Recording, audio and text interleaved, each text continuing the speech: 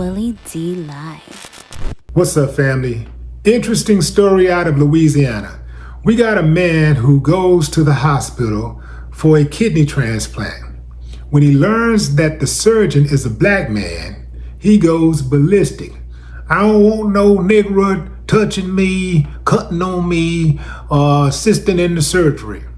So they go to the head surgeon, tell the head surgeon what he said. Head surgeon comes into the room. Hey man, what's going on? And he repeats himself to the head surgeon. At that point, the head surgeon tells him, okay, if that's what you want to do, we can't force you, but we're gonna have to get it in writing. So he puts it in writing. 2 hours later, they come back and tell him that he's been knocked down the donor list because the kidney was coming from a black man.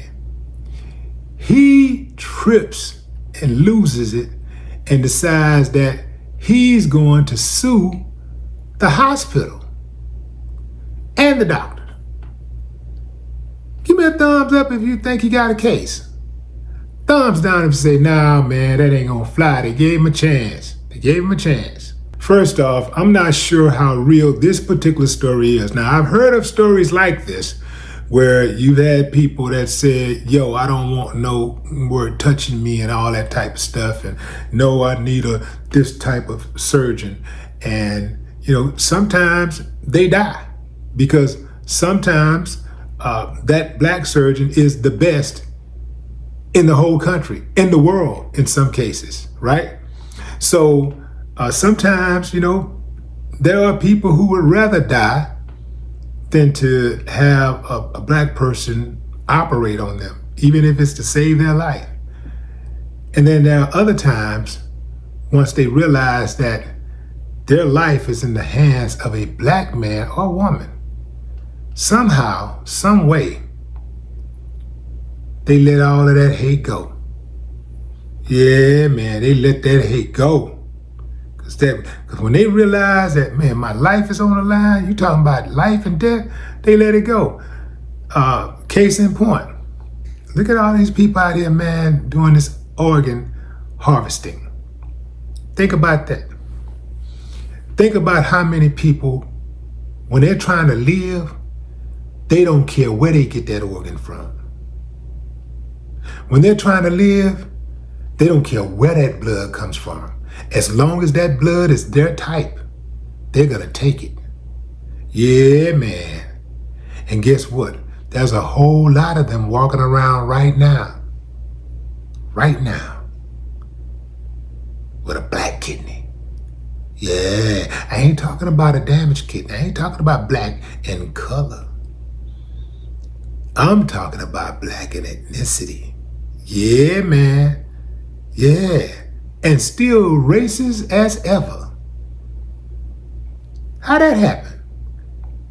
If there was ever a time for a person to see the light, if there's ever a time for a person to turn a new leaf, that would be the time. If I was against any particular group of people and I was able to get a life-saving organ from that particular group, guess what's gonna happen? You know what, man? I was wrong. Because isn't that the ultimate hypocrisy?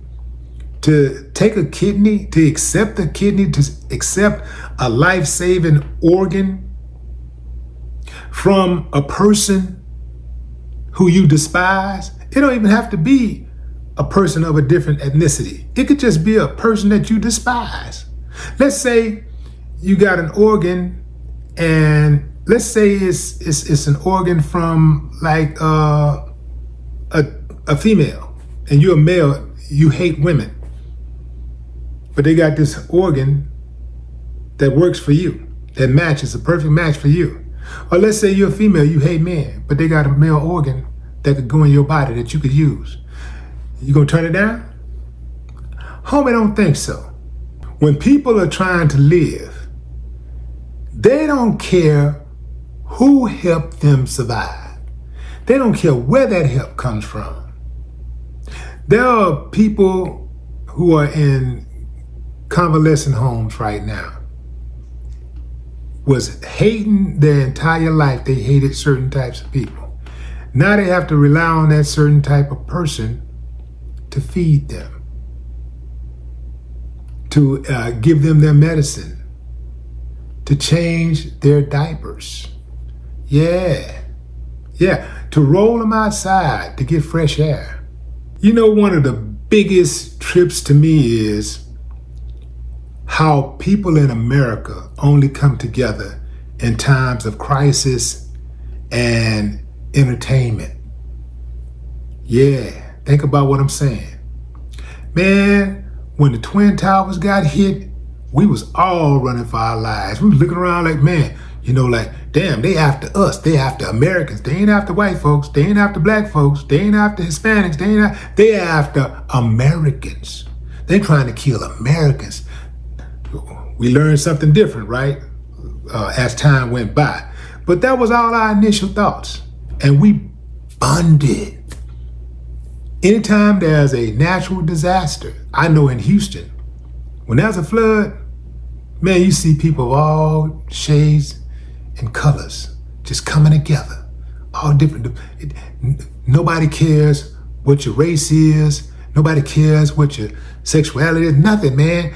You got a boat, it's flooding. If your boat can take it, you bring people on board. You got a big truck, somebody's sinking, you go in there and you try to help them, you just rescue them. You don't even think about it. You go to games and you cheer for your team. If right now the Houston Cougars are in the Sweet 16, and everybody in Houston, don't matter what your background is, no matter what your color is, they're cheering for the Houston Cougars. Except a few, transplants and, traders. But for the most part, everybody is rooting for the Houston Cougars. Those same people, as soon as the game go off, they care nothing about each other. They care nothing about those players on the court. Right now, nobody in Houston is worried about the color of the players on the team. They just want them to help them win. They want those players to help the Houston Cougars win, because that's going to bring a sense of pride to the city. And at the end of the day, that city pride trumped that individual pride. You dig what I'm saying?